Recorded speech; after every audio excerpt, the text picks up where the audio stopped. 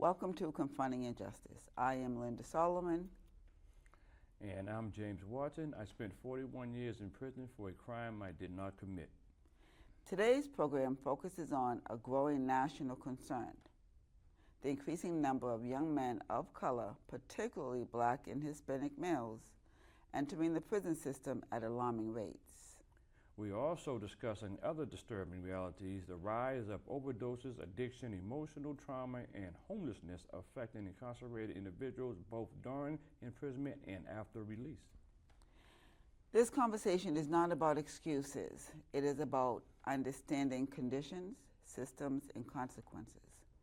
The information we are sharing today is public information gathered from criminal justice reports, educational research, and national incarceration data. We strongly encourage all of our viewers to do your own research. The United States has one of the highest incarceration rates in the world, and while people of every race are incarcerated, Black and Hispanic communities remain disproportionately impacted throughout the criminal justice system.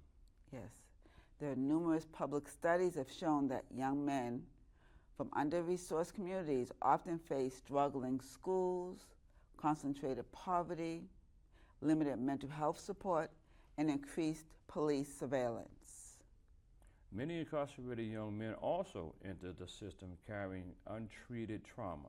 Some have experienced abuse, neglect, unstable housing, family addiction, exposure to violence, or childhood loss.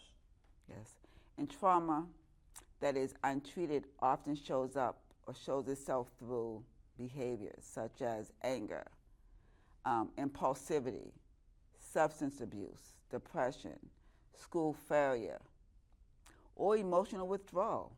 Unfortunately, many young people receive punishment long before they receive support. And once someone enters the criminal justice system, the barriers increase. A criminal record can affect employment, housing, financial stability, educational opportunities, and mental health. Yes, and many advocates and educators refer to this pattern as the school-to-prison pipeline. This term describes how repeated suspensions, harsh disciplinary practices over policing in schools, and a lack of emotional support can push vulnerable youth towards the justice system. Children struggle emotionally. Anyone asks what pain they may be carrying? A child exposed to trauma may have difficulties concentrating, trusting adults, managing emotions, or succeeding academically. Yes. So instead of counseling, mentorship, or intervention, many receive punishment and exclusion. And over time, that disconnection can result in helplessness. Some young men grow up believing incarceration is normal because it has become so common in their neighborhoods and family histories that normalization is dangerous for any society. Absolutely. And another growing concern is addiction and overdose among incarcerated and formerly incarcerated populations across the country. Correctional facilities have faced increasing concerns involving synthetic drugs like K2, prescription misuse, and untreated substance dependencies.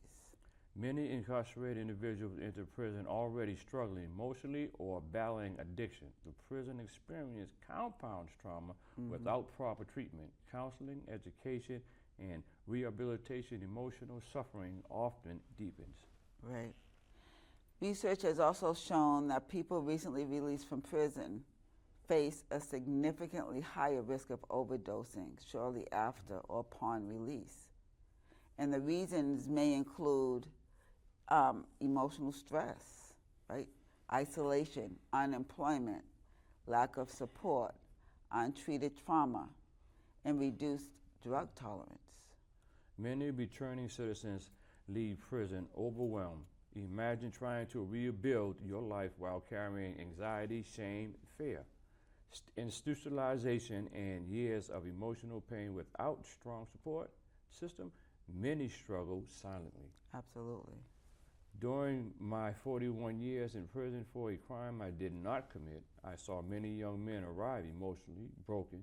Some entered prison as teenagers. Many carried deep pain long before they enter a prison cell. I witnessed hopelessness, addiction, depression, fear, and emotional isolation. Some lost connections with family, some lost belief in themselves, and some lost their lives.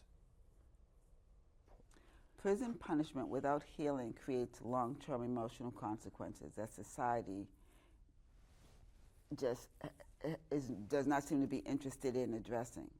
If we truly want safer communities, we must invest in prevention, healing, education, and opportunities.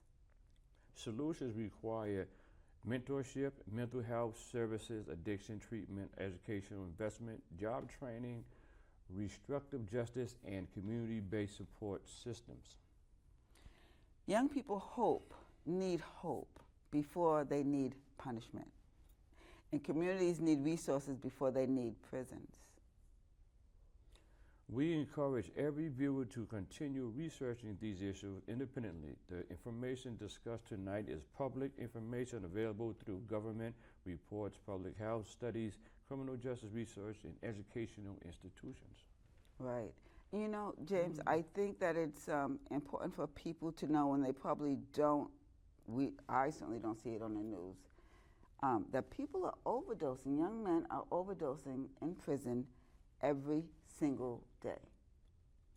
And on top of that struggle, people come in with addiction.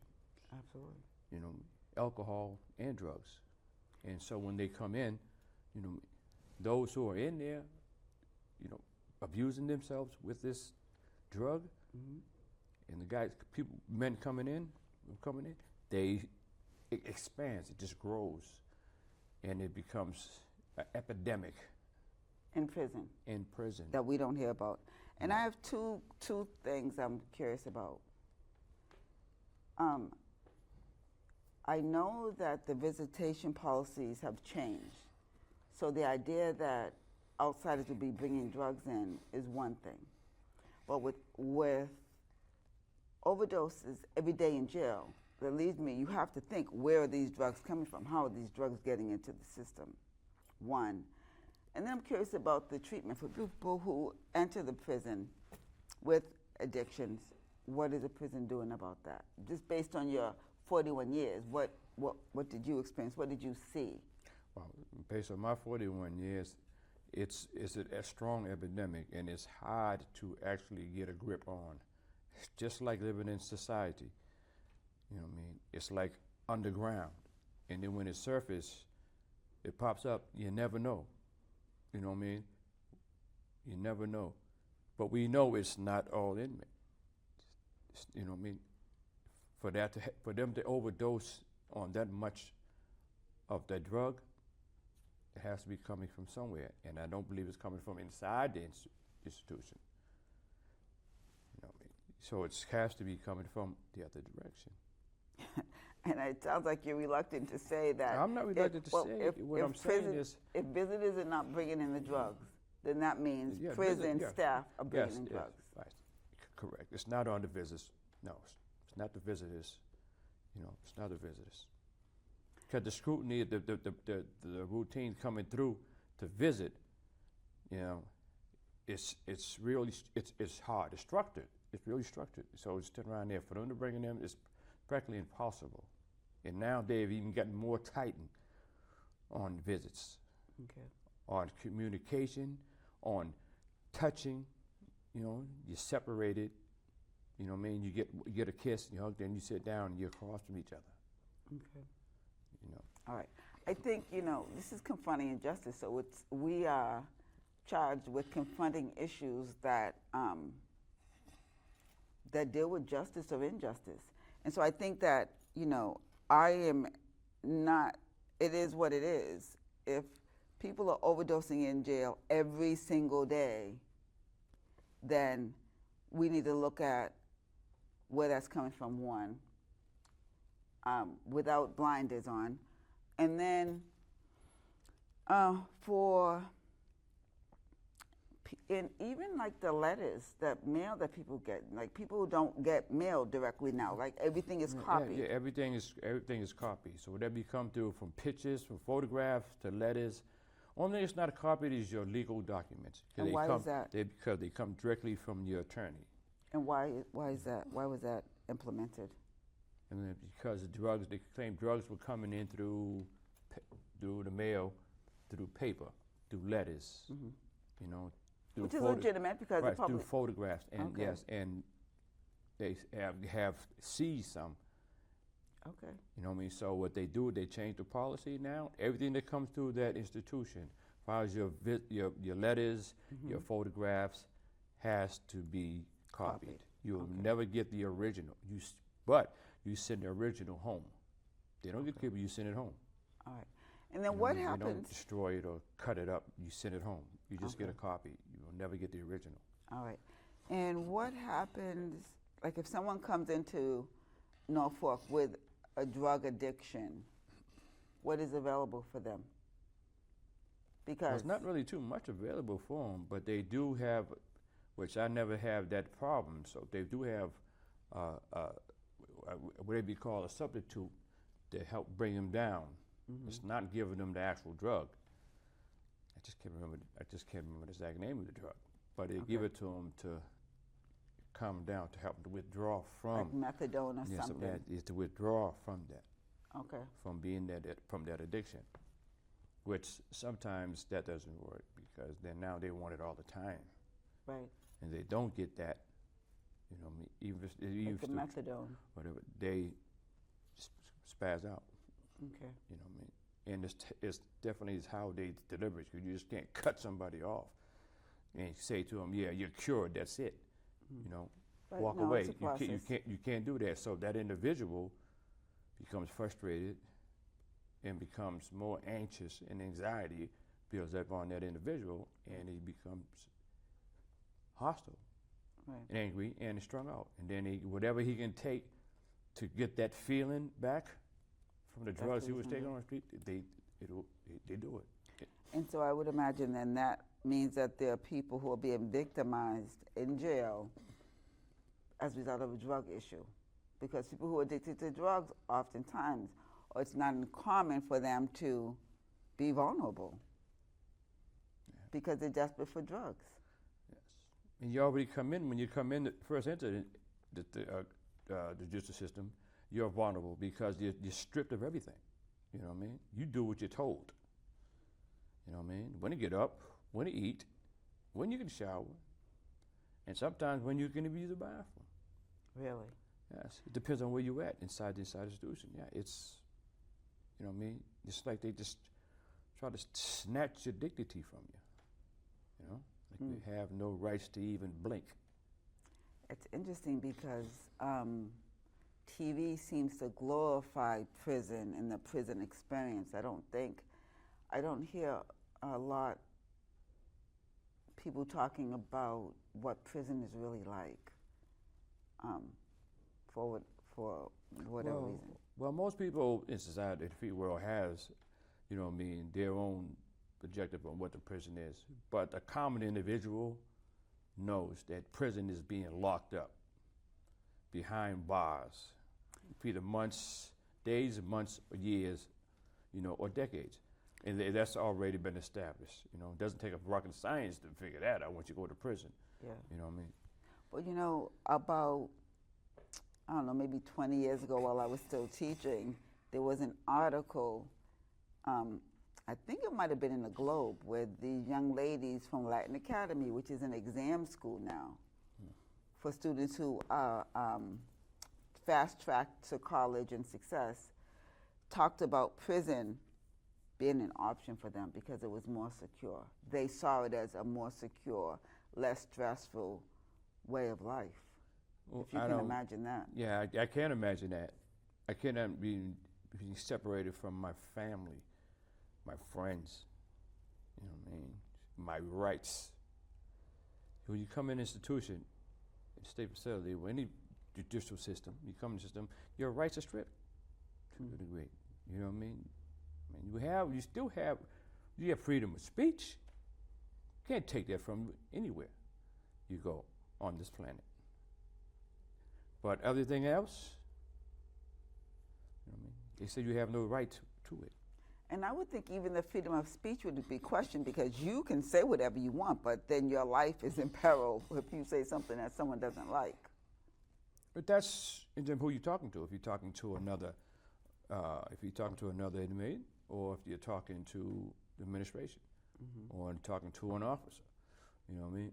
You got to have some kind of diplomacy in yourself, you know what I mean. But at the same time, don't let them disrespect you, you know what I mean. Put you down, you know, talk to you like you're worthless. No, you speak up.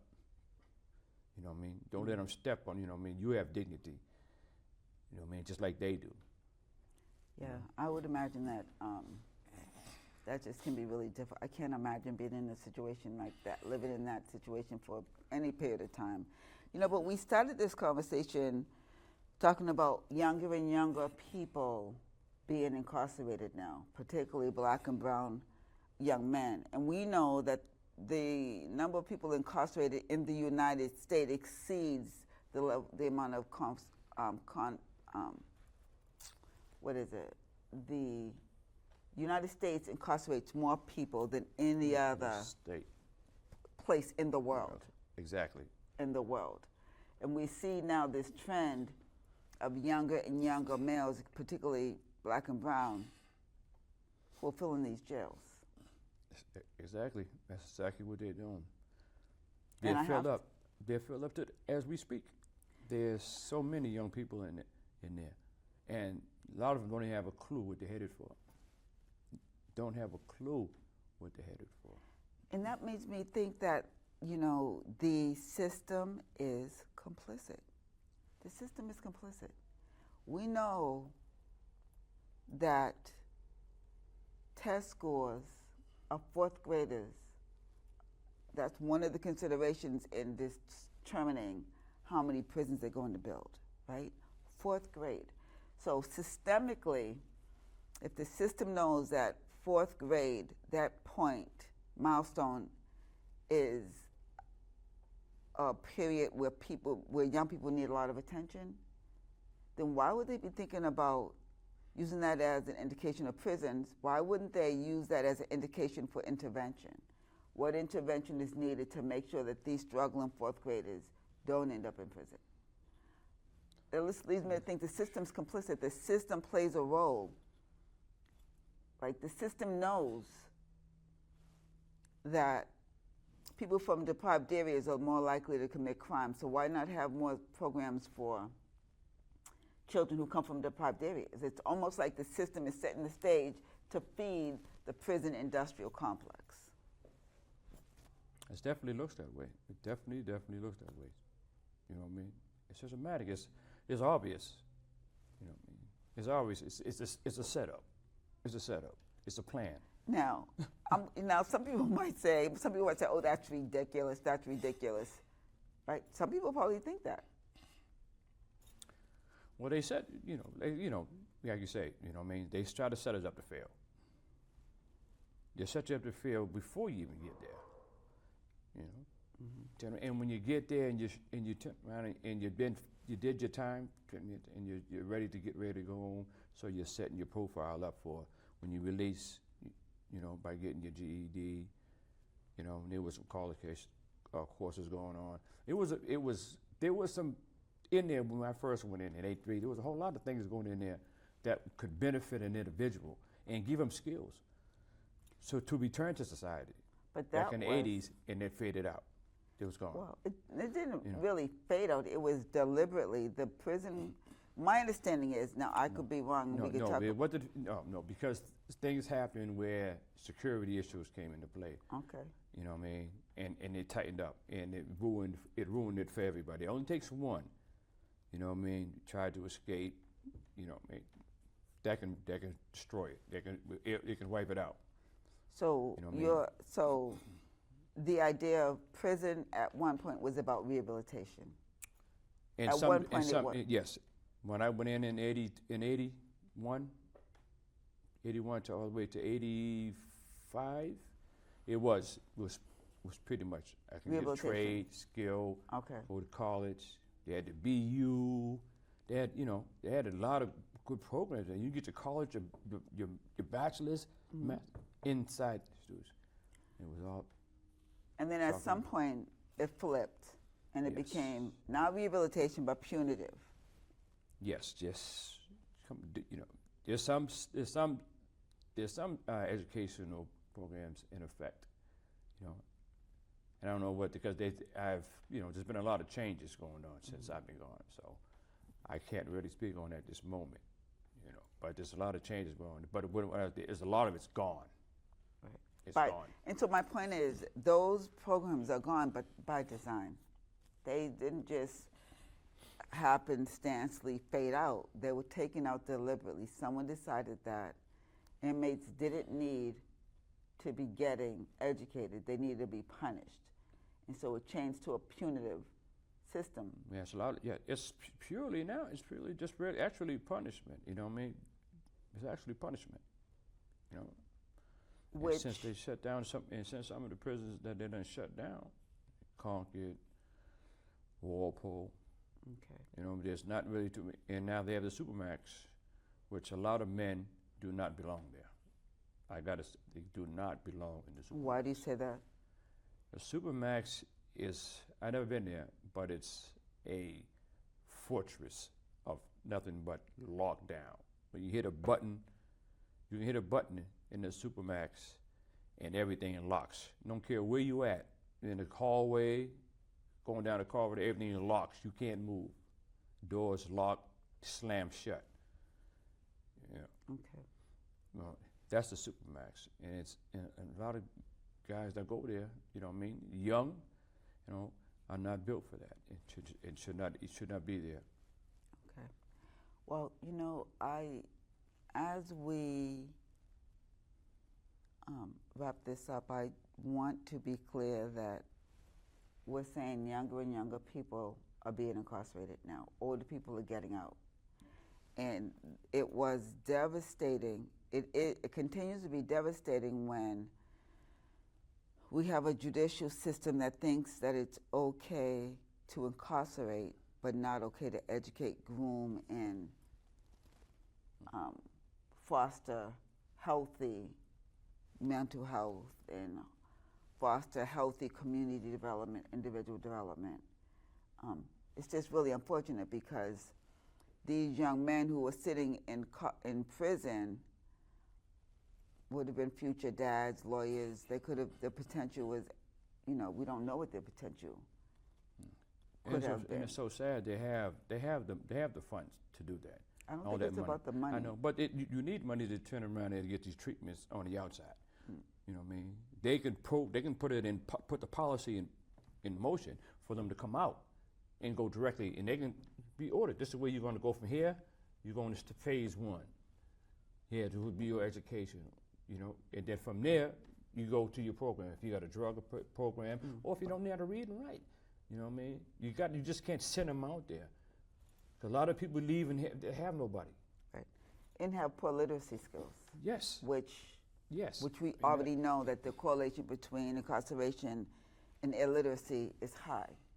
Oh. And so, we know that probation officers could say part of your probation is to complete program A, B, and C. They could do that if they truly cared about.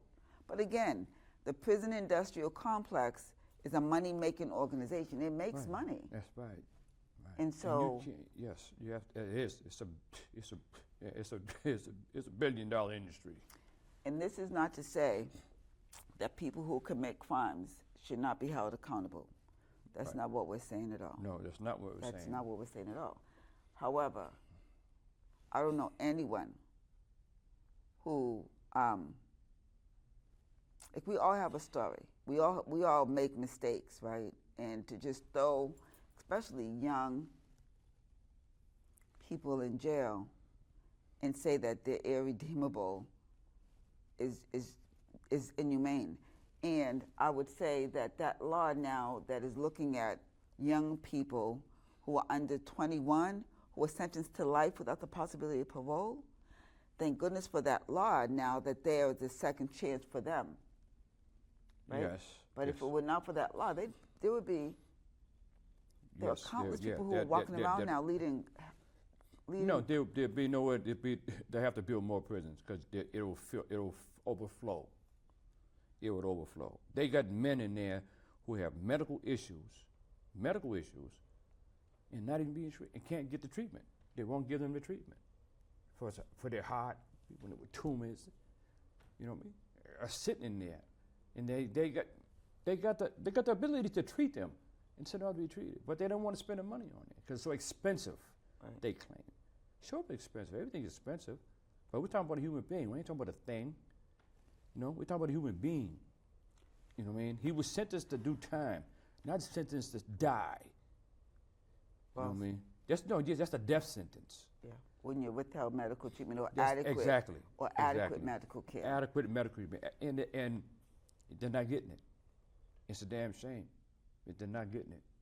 Mm.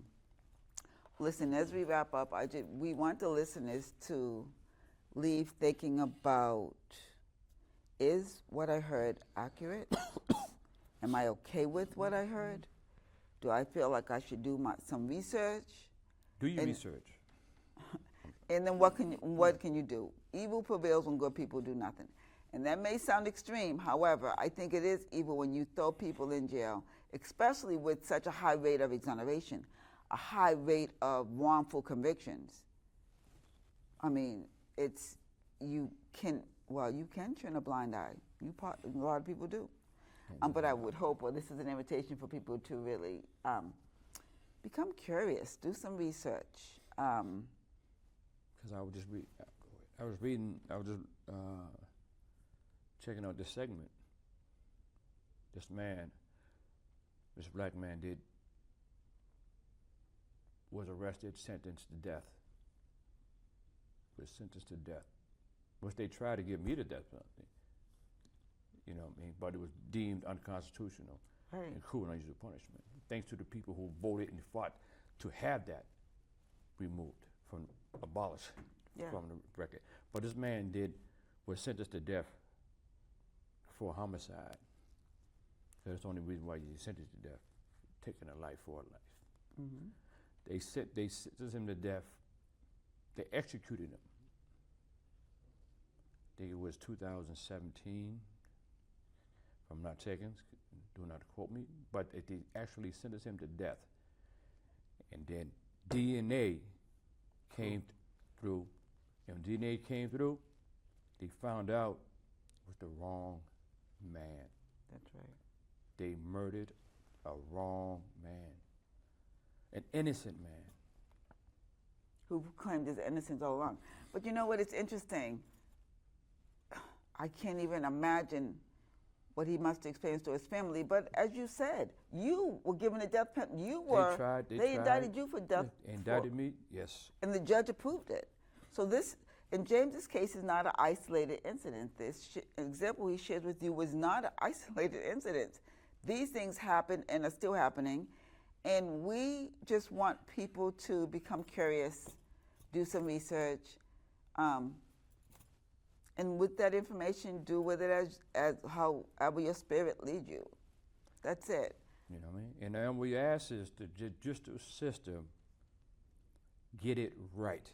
Especially when you're talking about incarcerating somebody for eternity.